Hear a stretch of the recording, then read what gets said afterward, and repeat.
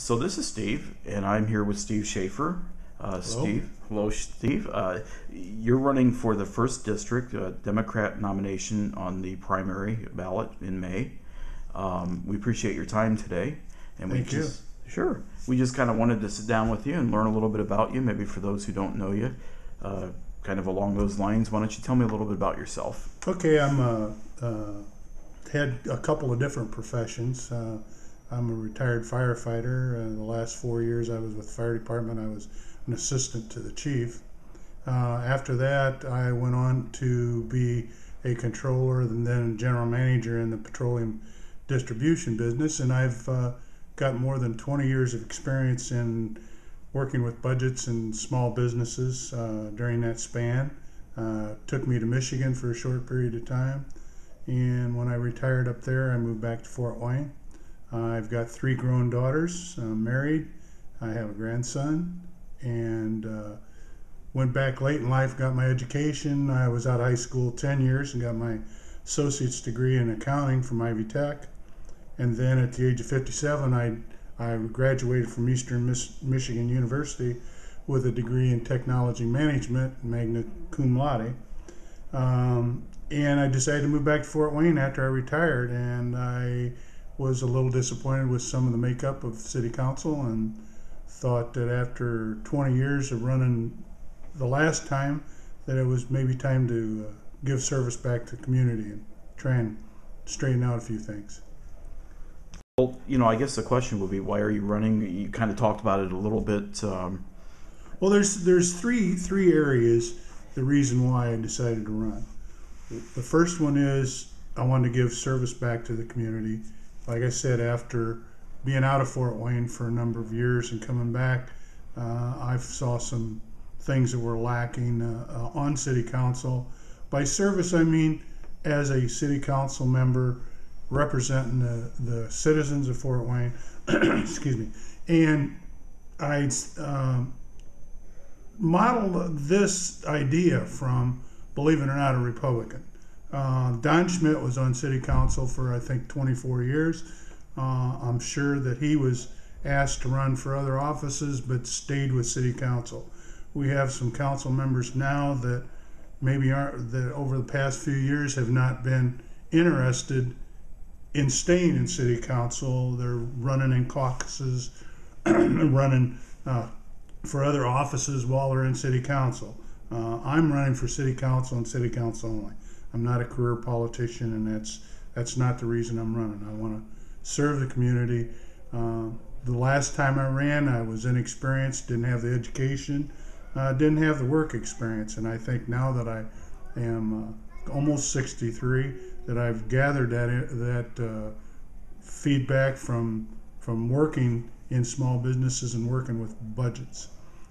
Another point that reason I ran was I think we need some people on council with a little common sense. One of the council members a little over a year ago wanted to stop arbitrarily paid health insurance for city employees after they retire. Now, I'm not sure whether you feel this way, but I know I do, in that I don't want a 64-and-a-half-year-old person going into a burning building trying to save my life.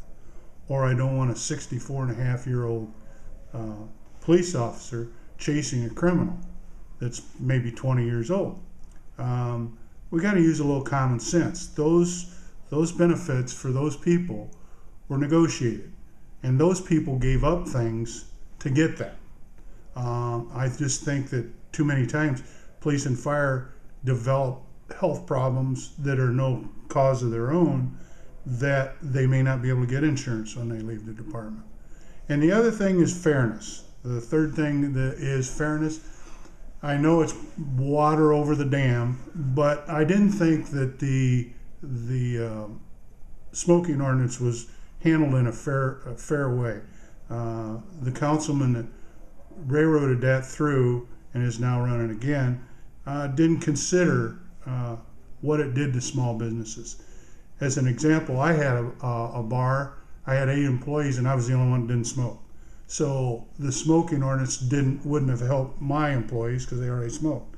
And then The present council member in the first district did an op-ed about a year ago talking about how he was afraid that the Maple Crest road extension was going to hurt businesses along Coliseum Boulevard.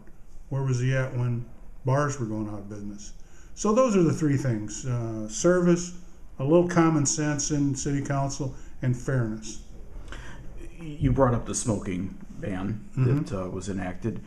Do you think that some of those big picture issues like that maybe they should be referendum votes, or do you think it's something that should be trusted to city council? I agree with what you said with referendum. I think that even though it may have been defeated, I think it more than likely would have been defeated, because there's more people out there that don't smoke than smoke. I don't smoke, but I think that would have been a fairer way of handling it than 5 people deciding for businesses that were put out of business by the ordinance. Talk to me a little bit about what you see the role of city council as being. A watchdog, just like anything else. In Allen County, other than the mayor's office, we're under one-party control. So I think that it's time that maybe city council should be Democratic and maybe the county is Republican. We need again the fairness and some common sense. If things come before council that don't make sense to the blue collar person or the middle class people, then we should fight for them, not against them. And I see council present make up causing some problems for the middle class. Mm-hmm. What would some of those problems be? The smoking ordinance for one. Mm-hmm. I think that it's important with what's going on in Wisconsin and Ohio with the busting of the collective bargaining, that we got to start at the local level if we really want to fight it. Because if city council doesn't maintain collective bargaining, then our middle class and our city employees will suffer.